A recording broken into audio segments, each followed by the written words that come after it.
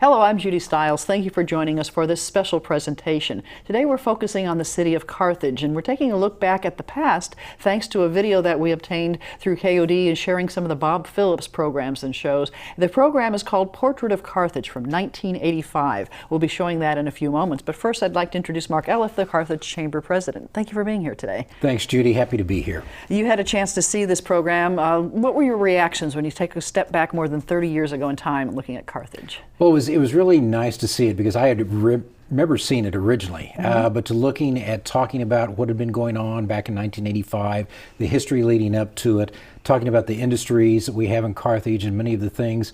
It was very interesting. It was fun. It was fun to see the people interviewed. Of course, Rachel Thornton at that time was the chamber director, and we used to refer to her as Miss Carthage. And she's been passed away for a few years. But it was neat to see them talk about the community and how it had built up from the Civil War era. And you mentioned the Civil War and history. History has always been a strong part of Carthage. History is very important in Carthage. We have a lot of Victorian homes, of course, the beautiful courthouse in Jasper County, which they've recently done a remodel to, and it's worked out very well in the square. It's fun to go back and see that. And I know the program talks about the history, like you mentioned, the Civil War, the Victorian homes, Carthage marble, all of those things that people, when they think of the history of Carthage, come to mind. Also talked about the businesses, and that was probably interesting to seeing the businesses and maybe how they've changed over the years. It is, especially as my position as Economic Development Director for the City of Carthage, too. I know that it will refer in the video about Leggett and Platt, which is our largest corporate customer in Carthage. I believe in '85 it said they had around 300 employees. Today they have over 2,100 employees located in Carthage. So showing the growth and the changes throughout the years. So yes. In many cases things change, but some things stay the same. You recognize a lot of the same scenes at these historic homes and so forth. You do. You recognize the same scenes.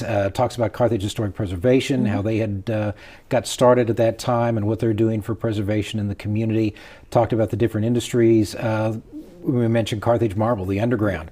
Of course, that's changed ownership now, owned by Americold, but they're still very strong and active in Carthage, as well as Schreiber's, referred to ConAgra, which is now Butterball. So it's good to see how it's changed and evolved over the years, but still continued the growth. And of course, transportation always being a key at the crossroads. Even in this program coming up, we're going to talk about, at that time was Highway 71 and the key role of transportation for the community. That's right, and it talks about that's going to be opening the second half of the bypass around Carthage. And actually, during that time when it did open, at that point, I was the chairman of the board of the Chamber of Commerce at that time and got to be involved in that. So to see where it was from that standpoint to where it is today and how it's now become I-49, it's great to watch. See that progress. And your feelings for the community being able to watch this. I know Carthage has a lot of pride. Is this something that you think people will be proud to say? Oh, I definitely think so. I remember when Bob Phillips would do these series, and he always did a very good job. It's informational, it's informative, it's fun to watch. And actually, the people looking at it, you will recognize many of the homes and the different sites that are shown in this. Okay. Of course, we talk about teaching the young. Do you feel this is something that even the youngsters today that weren't around in 1985 would learn by watching? Definitely. I think it's important in any community that you live in to know the heritage and the background of your community and where it's come from and to be a part of that and to give back to the community. And this is a great introduction, great overview of the Carthage community. Great. Any final thoughts you'd like to share with viewers who are about to see the program? I think just sit back, enjoy it. Bob does a very good job in putting it together and giving the history and talking about it, and think about when it was then and think about how it is now, and we've seen some progress. Well, Mark, thank you very much, and I'd like to invite the viewers to stay tuned because we're going to take a look back at Portrait of Carthage, taking you back in time to 1985, so stay tuned. Jasper County was created in 1838 by an act of the state legislature 17 years after Missouri gained statehood. A temporary county seat of justice was established in February of 1841 in this 12 by 16-foot pioneer log cabin owned by one George Hornback. Here, the county's business was conducted until mid-1842. In March of that year, a permanent county seat was chosen not far from the cabin and given the name Carthage. Soon a new town was being built, but in the formative years, history dealt it a harsh blow. The Civil War began on April 12, 1861, and 2 months and 23 days later, the conflict struck Carthage, leaving it burned, ravaged, and deserted. A Civil War battle will begin our portrait of Carthage.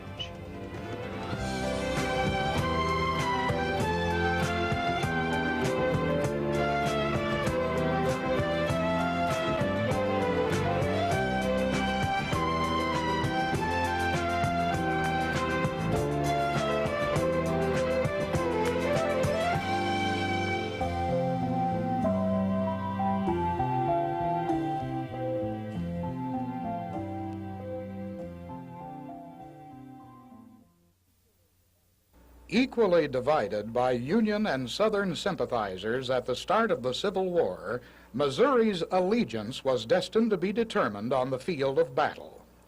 Governor Claiborne Jackson, a strong Southern sympathizer, had mobilized the State Guard and marched south to link up with rebel forces in Arkansas, a move the Union commanders anticipated and were determined to stop. The federal force sent to cut off Jackson's march was composed of St. Louis Germans and commanded by a German-born professional soldier, the flamboyant and colorful Colonel Franz Sigel. On the sultry morning of July 5, 1861, the two armies collided 9 miles north of Carthage in the first major clash of the war between the states. Civil War historian Don Seneker. It was about 8:30 in the morning when the two armies finally met, about where we are right now. On this ridge to my left and stretching out for about a mile, the Confederates were lined up in military form, and there were 6,000 of them. What the Union forces didn't know, of course, that about 2,000 of those men were unarmed. On south, just crossing Dry Fork Creek, about 1,100 men, Union, German Americans under the command of Franz Sigel. At a goodly distance, they started an artillery battle that lasted maybe an hour. The reserves, that body of 2,000 unarmed men, moved off to one side. That's what the Union troops were trying to take advantage of. But they were fearful that this was a flanking movement. And so the Union soldiers wisely withdrew from this spot and moved back to Dry Fork Creek, where the main part of the battle took place. They fought here for nearly 2 hours, and a lot of it was hand-to-hand. One writer says that the water ran red with blood. The Union forces moved on towards Carthage, Confederates in hot pursuit.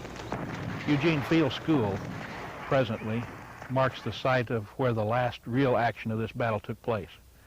By this time, nightfall was upon the troops. They'd fought all day. They'd fought without food, many of them without water. They were all exhausted. Casualties had been fairly heavy on both sides, and there was no alternative but for Sigel and his Union forces to retreat down the road to Circoxie. The Battle of Carthage, or the Battle of Dry Fork, was over, but in places like this, in silent moments, you can still almost hear the artillery and the guns. Several minor clashes occurred in and around Carthage until late 1864, and by war's end a year later, Carthage was a wasteland, with the county government in shambles, homes and businesses burned, farms raided, and the population scattered. Carthage's heartbeat had stopped. Apparently there was nothing left except a few outbuildings. The square was gone, the courthouse was gone, all the public buildings, the business establishments were gone. And as I think you've said before, it was in fact a wasteland at the end of the war, and that was because it was guerrilla territory with neighbor fighting neighbor. And the bitterness was so great that there was a church built in a community to the east of Jasper County with no windows on the south. So a southern breeze would never blow through that church. And that was the reaction when it was all over. These are the earliest known pictures of Carthage, taken about 1870 as the rebuilding of the community was underway. A hardware store was opened for business by 1866, followed by a drugstore, sawmill, hotel, a dry goods store, and a newspaper. 2 banks opened in 1867, and by the end of 1869, Carthage had 2,000 residents and 20 businesses. The first public library in the county opened in 1870, along with a public school. In 1872, the first industries appeared: a woolen mill, foundry, wagon factory, and a plow works. By 1890, Carthage was well on its way and boasted a population of 9,000. The cornerstone for the present Jasper County Courthouse, the 4th in the county's history, was laid on the square in 1894, and on October 9, 1895, 15,000 people turned out for its dedication. This imposing edifice cost $106,000. Dominating the landscape, it sits on solid rock, is built of Carthage limestone, and is today on the National Register of Historic Places. Carthage today is a busy, thriving city of 12,000 people. It encompasses 6.5 square miles, but the heart of the city is still the square. Here, the past and present live side by side. Elegant old business buildings are everywhere, most of them in excellent repair. Strolling through the square, you're reminded of some of Carthage's most famous citizens. Annie Baxter, the first woman to hold elective office in America, who became Jasper County Clerk before women could even vote. James Scott, called the Crown Prince of ragtime music, who went on to become a brilliant composer, performer, and teacher. And Myra Bell Shirley, who grew up in her father's hotel on the north side of the square. She left town in 1862 and later became Belle Starr, the infamous bandit queen. Carthage's most famous living native is everyone's favorite zoologist, the Wild Kingdom's Marlin Perkins, who was born and raised here. Pride of heritage is in the air in Carthage, especially in the historic residential district, where ornate Victorian homes are today pampered and protected by their present owners as magnificent links to a romantic era. But in one instance, that was not the case. One of the homes originally stood here at 304 West Macon Street, the 3-story, 23-room Curtis Wright Mansion. Built by a wealthy businessman in 1892, it was considered one of the finest residences in the city.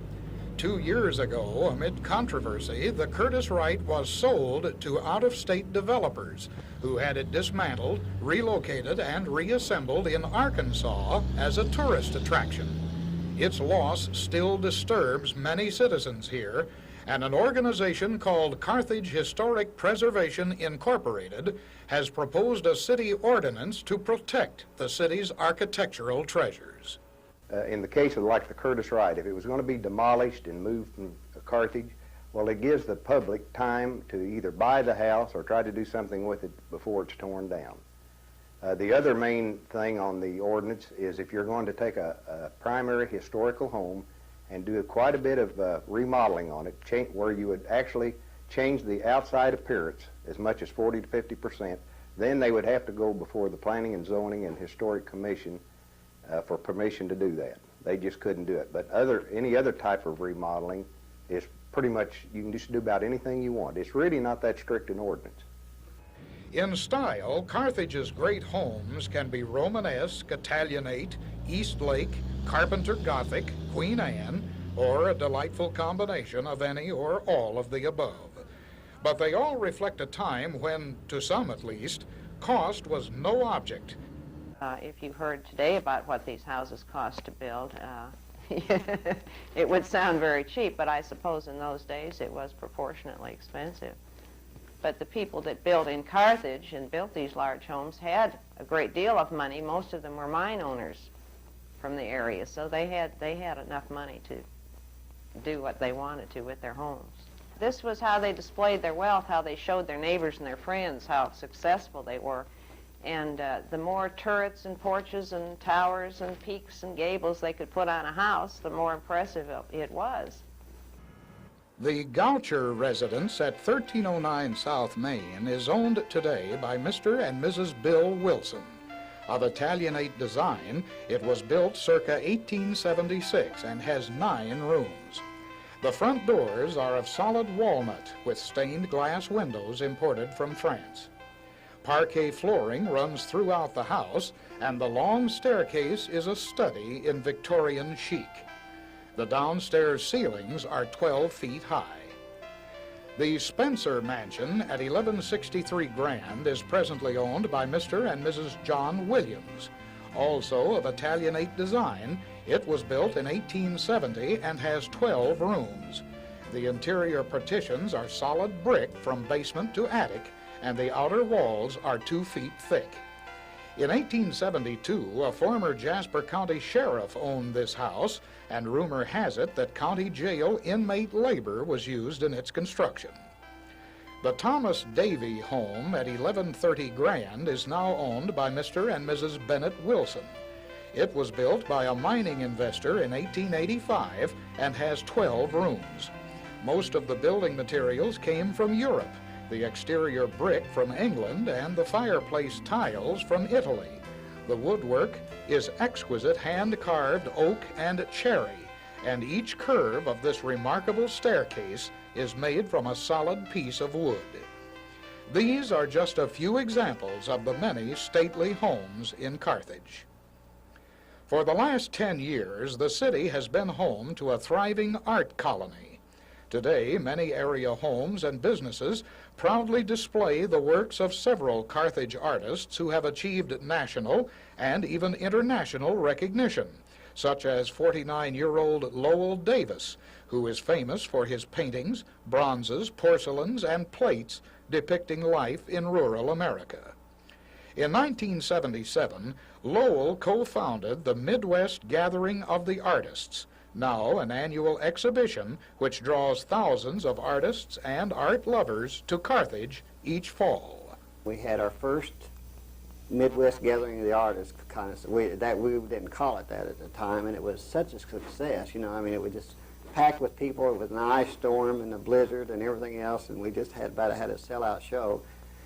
And so we started doing this every year, and the artists would come here, and they just loved the area and the people. And we don't have beautiful mountains or oceans or anything, but we got hometown USA. And if you're ever out there on the road much, you know how much you appreciate, in the big cities and the hecticness and all that. Having hometown is, that feeling, it's just the greatest feeling in the world. Since before the turn of the century, Carthage has been a city of industry. Today, it has 50 of them. The oldest one is Leggett and Platt Incorporated, founded in 1883. J.P. Leggett had invented a coil bed spring, and along with his partner, C.B. Platt, proceeded to build a company which today produces sleep-oriented furniture in 70 locations across the country. With a corporate office and 3 plants in Carthage, it's one of the city's largest employers with a workforce of 612. Carthage Marble Corporation began operation in 1885 with the quarrying of the famous Carthage Limestone, a prime building and construction component. The stone is a high-grade calcium carbonate, and Carthage Marble processes 3,000 tons of it a day for use in construction work and in the feed, fertilizer, and glass industries. The company employs 160 workers.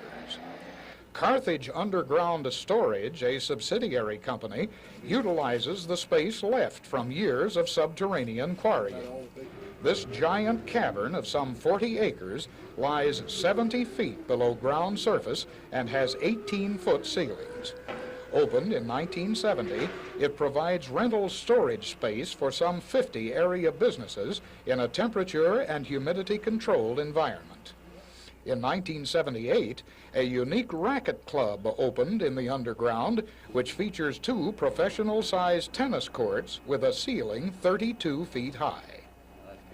Big Smith is celebrating its 70th year in Carthage, having begun operation in May of 1916 in the manufacture of bib overalls for the farmers and miners of this area. Today, Big Smith's 200 employees turn out 2,400 pairs of overalls a day, which are shipped to 7,000 independent retailers across the country. The company also produces jeans, aprons, sweatsuits, and casual wear. H.E. Williams Incorporated was founded in 1921 and was first devoted to the manufacture of automotive products.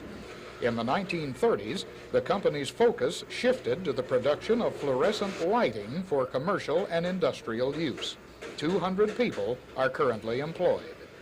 H.E. Williams has already expanded 3 times, and currently another 35,000 square foot, $1.5 million expansion is underway. Schreiber Foods Incorporated, founded in 1950, is one of the biggest industries in the city, employing 580 people. With 7 production lines, the plant produces and distributes over 120 million pounds of cheese and cheese products each year to fast food chains, retailers, and wholesalers in 38 states, Puerto Rico, and Panama. The largest of Schreiber's 10 cheese-producing plants nationwide, the Carthage facility's annual payroll is $10 million. ConAgra of Carthage, a division of ConAgra Incorporated of Omaha, employs 375 workers. Founded in 1933, the facility processes 20,000 turkeys each day. The products are frozen and delivered to retailers throughout the United States, but primarily in the Midwest. ConAgra sells 65 million pounds of turkeys a year. Last March, company officials broke ground for a 22,000 square foot expansion, which will cost $3.5 million and provide an estimated 100 additional jobs.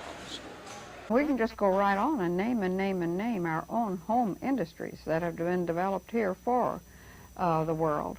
And I would say that that is going to continue. The people here are of the nature to realize what we have and to feel that we have much to offer. They have great pride, and we have great pride in our people. So I think it's an exchange that is very healthy, and I see no lessening. I do not see Carthage losing at all. I see Carthage growing. The intersection of Missouri Highways 96 and 71 at the corner of Central and Garrison in Carthage has been a traffic nightmare for years. Big trucks rumble through here constantly. But the problem will be eased in the near future with the completion of a 4-lane Highway 71 bypass to the west of the city. This $26.5 million, 8-mile-long project begins just north of Carthage and will link up with the current alternate 71 highway south of the city. Construction began in 1983. The northern half of the new road opened to traffic last October, and the southern segment is slated for completion by this coming August 1st. This project owes much to the work of longtime Carthage State Representative Robert Ellis Young, who for many years in the state legislature championed the cause of Highway 71 upgrading and renovation. Carthage has accomplished much in the 144 years since its founding, and in the opinion of newly elected Mayor Harry Rogers, the best is yet to come. I think everything is looking better. We're not into a huge, fast expansion, but a slow growth period where everything can be controlled, and so far there's no wild cards. Nothing drastic is happening so that we can keep things together pretty easily. I feel like it's a growing community again. There's that spirit, and people are moving in. Lots of small businesses starting up, which we haven't seen for 5 years easily. And I think that's an excellent sign. From near total destruction in the Civil War, Carthage has struggled back to become one of the historic industrial and cultural centers of the 4-state area. In coming years, there probably won't be a big jump in its population, but the standard of living will remain high, the industries vital, and the economy stable. Carthage is certain to remain as strong and enduring as the rock which lies beneath it. In Carthage, I'm Bob Phillips.